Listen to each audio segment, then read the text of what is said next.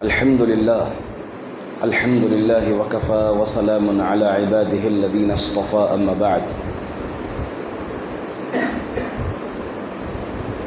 أن النبي صلى الله عليه وسلم فدعا بماء فتوضأ ثم رفع يديه فقال اللهم اغفر لعبید ابو عامر۔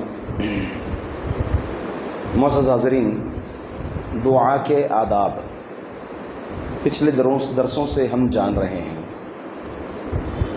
پہلے درس میں یہ جانا تھا کہ دعا کے لیے اخلاص ہونا ہے، اخلاص کے ساتھ پوری للہیت کے ساتھ ہم دعا کرنا ہے۔ اور کل کے درس میں جانا تھا کہ ہماری کمائی حرام نہ ہو بلکہ ہماری کمائی حلال ہو۔ یہ ایسے آداب ہیں، اور آج دو آداب آپ کے سامنے ذکر کیے جائیں گے، وہ دعا سے پہلے کے ہیں، دعا شروع کرنے سے پہلے کے آداب ہیں۔ کل سے باذن اللہ تعالی دعا کرتے سمے جن آداب کو اپنانا ہے ان آداب کو آپ کے سامنے رکھا جائے گا۔ دیکھیں، آداب کو جاننے کا فائدہ میں پہلے بھی بتایا ہوں اور دوبارہ بتاؤں گا کہ آداب کو جاننے کا بڑا فائدہ یہ ہے کہ ہم جو عبادتیں اگر آداب کے ساتھ کریں گے، آداب اسلامی آداب جنہیں اللہ کے رسول صلی اللہ علیہ وسلم سکھائے ہیں، اگر ان آداب کو اپناتے ہوئے عبادات انجام دیں گے تو ہماری اس عبادت میں اجر مزید مل جائے گا۔ ایک آدمی بغیر آداب کے عبادت کر رہا ہے تو اس کو بھی اجر ملے گا، کم اجر ملے گا۔ اس کے بالمقابل اگر کوئی آداب کو اپناتے ہوئے عبادات انجام دے گا تو وہ اجر اس کو زیادہ ملے گا، مزید ملے گا۔ تیسرا ادب ہے جو دعا کرنے سے پہلے ہمیں اپنانا ہے، وہ ہے وضو کرنا ہے۔ وضو کچھ عبادتوں کے لیے شرط ہے اور کچھ عبادتوں کے لیے وضو شرط نہیں ہے بلکہ مستحب ہے۔ مستحب کا مطلب ہے اگر آپ وضو کریں گے تو آپ کو ثواب زیادہ ملے گا، اگر آپ وضو نہیں کریں گے تو آپ کو ثواب زیادہ نہیں ملے گا، بلکہ جتنی آپ دعا کریں گے اتنا آپ کو اجر ملے گا۔ وضو نماز ہو گئی اس کے لیے شرط ہے، اسی طرح سے طواف ہو گیا اس کے لیے شرط ہے۔ بقیہ عبادتوں کے لیے وضو شرط نہیں ہے، کیونکہ ہمارا اسلام کسی کو تکلیف مشقت زیادہ نہیں دیتا، کیونکہ وضو کرنے کے لیے آدمی کو مشقت ہوتی ہے۔ حمام جائیں یا پھر لوٹا منگوائیں، لوٹے سے پانی منگوائیں، وضو کے لیے بیٹھیں، تھوڑی بہت مشقت ہوتی ہے۔ ہاں، اگر کوئی اس مشقت کو اپنائے گا تو اس کے لیے بے شمار ثواب ہے۔ آپ دیکھیں، اللہ کے رسول صلی اللہ علیہ وسلم اس آدمی کے متعلق فرمایا کہ جس کے گھر کے پاس نہر بہہ رہی ہو اور وہ اس سے دن میں 5 مرتبہ نہاتا رہے تو کیا اس کے جسم میں کوئی میل کچیل باقی رہے گا؟ تو صحابہ نے کہا نہیں۔ ویسے ہی کہ کوئی آدمی 5 وقتہ نمازوں کے لیے وضو کرتا رہے 5 بار تو کیا اس کے بالکل ویسے ہی گناہ باقی نہیں رہیں گے اس کے اوپر، کیونکہ وضو کرنے سے انسان کے بدن سے گناہ جھڑ جاتے ہیں، گناہ صغیرہ انسان کے بدن سے جھڑ جاتے ہیں۔ تو بہرحال دعا کے لیے وضو ایک تیسرا ادب ہے۔ اللہ کے رسول صلی اللہ علیہ وسلم سے حضرت ابو عامر کی وفات ہوئی۔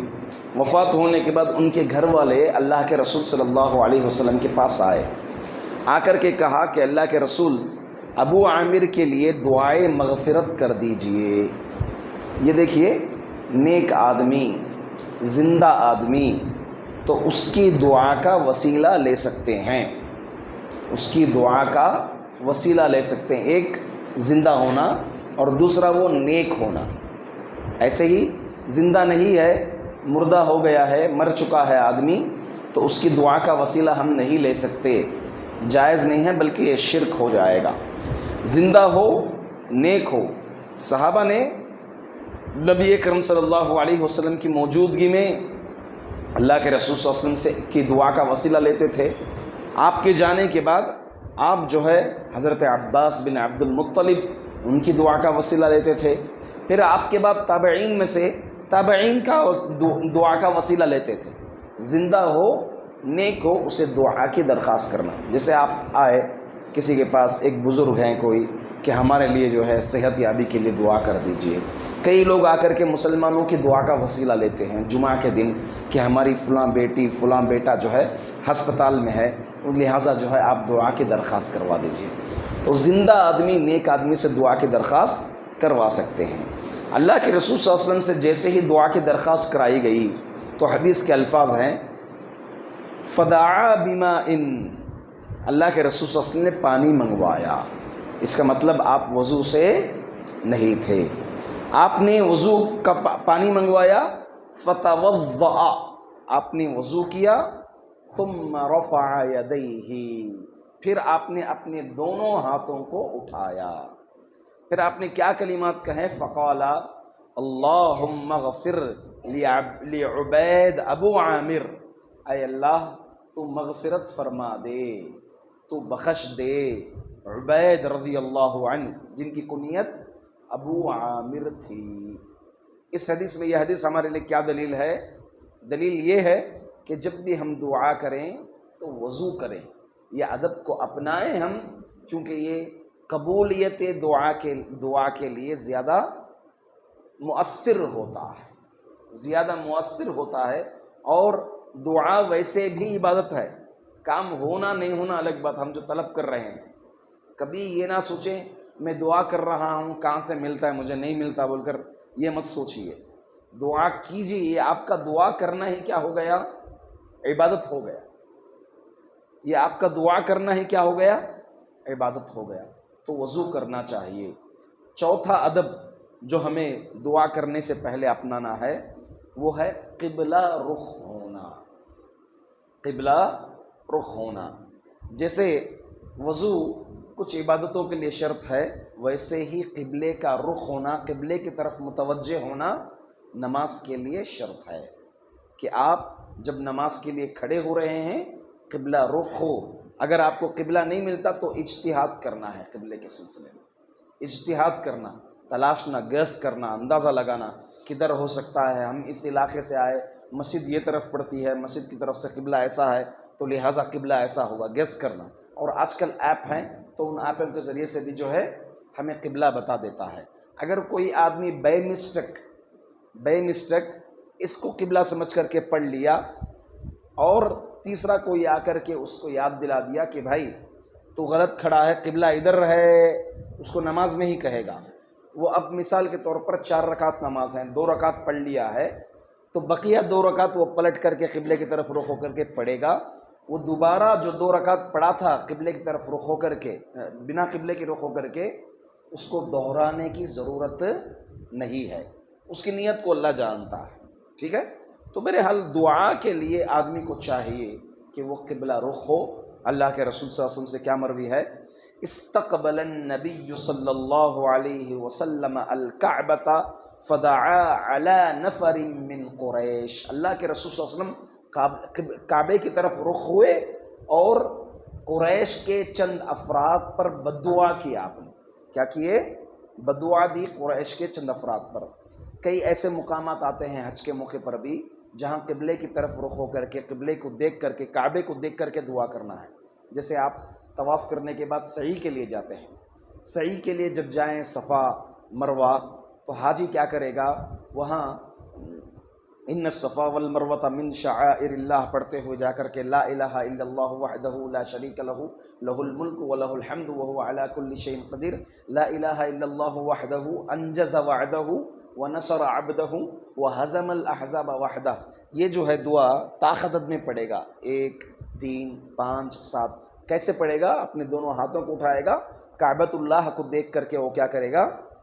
یہ دعائیں پڑھے گا۔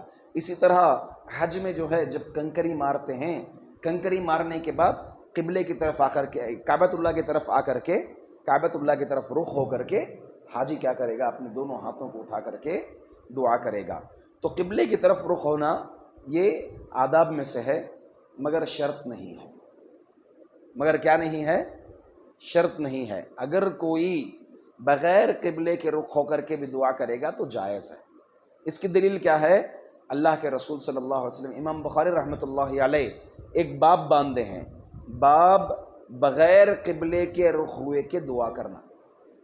تو اس میں آپ نے یہ حدیث ذکر کی ہے جو حدیث صلاۃ استسقاء کے نام سے مشہور ہے۔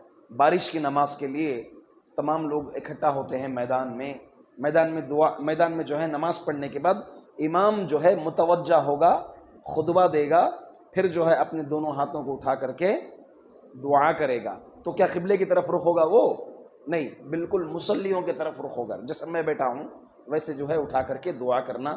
تو معلوم یہ ہوا کہ قبلے کی طرف رخ ہو کر کے دعا کرنا شرط نہیں ہے، مستحب ہے۔ اگر کوئی قبلے کی طرف ہٹ کر کے بھی دعا کرے گا تو قبول ہو جائے گی، رخ ہو کر کے کرے گا تو اجر اور ثواب اس کو زیادہ ملے گا۔ یہ 4 آداب ہیں جو ہمیں دعا شروع کرنے سے پہلے اپنانا ہے۔ انشاءاللہ کل کے درس میں دعا کرتے سمے ہمیں کن آداب کو اپنانا ہے کل کے درس میں بیان کیا جائے گا۔ اللہ تعالیٰ سے دعا ہے کہ اللہ تعالیٰ ہماری ٹوٹی پھوٹی دعاؤں کو قبول فرما لے، ہمارے روزوں کو، ہماری زکوٰۃ کو اور ہماری عبادتوں کو اللہ تعالیٰ قبول فرما لے۔ آمین۔ وآخر دعوانا ان الحمد للہ رب العالمین۔